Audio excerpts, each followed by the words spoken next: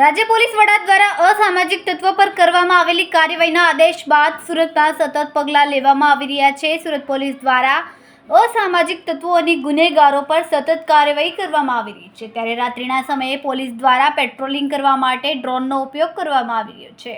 પોલીસે અલગ અલગ વિસ્તારોમાં ડ્રોન ઉડાવીને સર્ચ કર્યું હતું। શહેર ક્રાઇમ બ્રાન્ચ દ્વારા ડ્રોન મારફતે અલગ અલગ વિસ્તારમાં સર્ચ કરવામાં આવ્યું। શહેરના 5 વિસ્તારમાં ડ્રોન પેટ્રોલિંગ કરવામાં આવ્યું। શહેરના પાંડેસરા, ડિંડોલી, બેસ્તાન, ઉનપાટિયા, કોસાડ વિસ્તારના આવાસમાં ડ્રોનથી સર્ચ કરવામાં આવ્યું।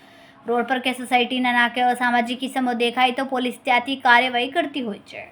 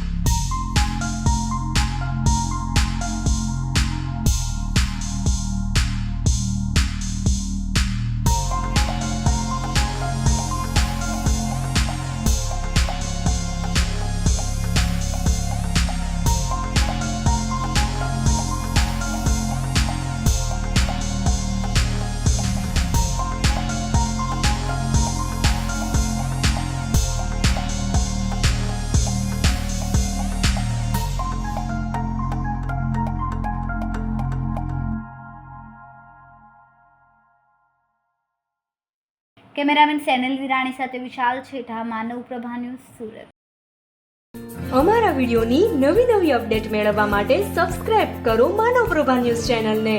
બેલ આઇકન ક્લિક કરો લેટેસ્ટ વિડિયો સૌથી પહેલા મેળવવા માટે।